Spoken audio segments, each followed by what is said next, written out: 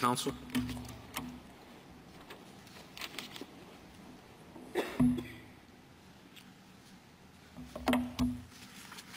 Ms. Black. Thank you, Mr. Chief Justice, and may it please the Court. Throughout history, probable cause has foreclosed retaliatory arrest suits.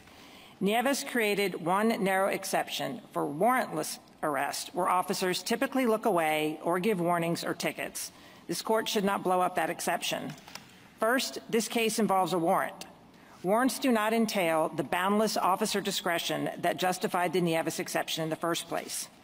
Warrants also deter abuse by inviting judicial scrutiny, and warrants add intervening actors that make it even less likely that animus caused the arrest.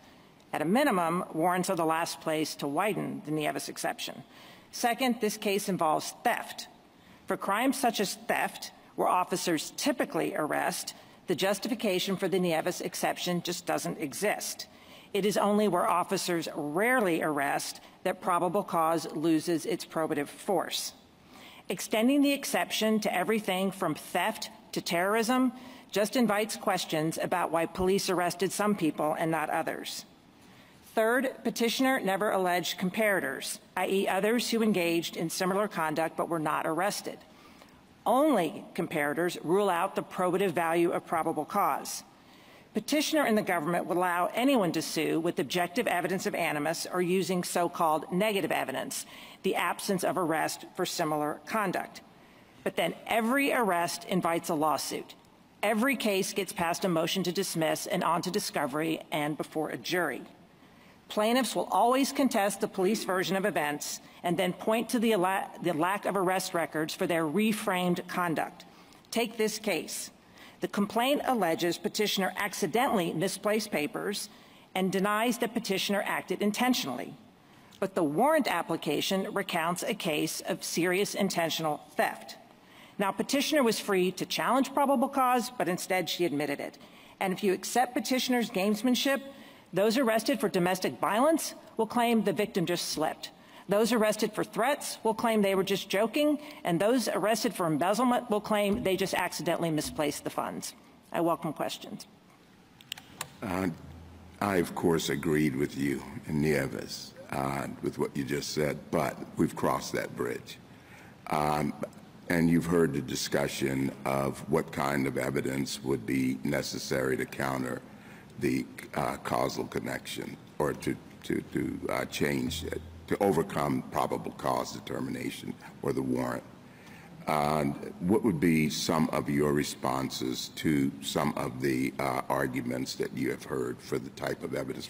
What I'm interested in, for example, is, and there are rare cases where crimes are rarely punished, and you could have the exact same argument. What kind of evidence would you use in a case like that to counter the probable cause? Yeah, I think if the way I read Nieves as the narrow exception that the court said it was, it should be easy to plead the exception because it's talking about cases where people actually engage in the conduct, but officers give a ticket or a citation or a warning or they look away.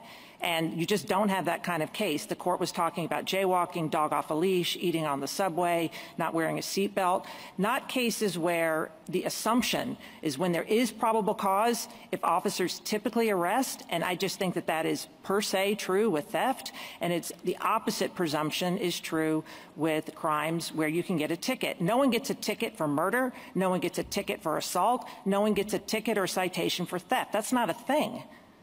Well, I think well, I'm not going to say I have agreed with you again, but that's not where we are now. And what I'm trying to get you to engage with is some of the back and forth we've had so far.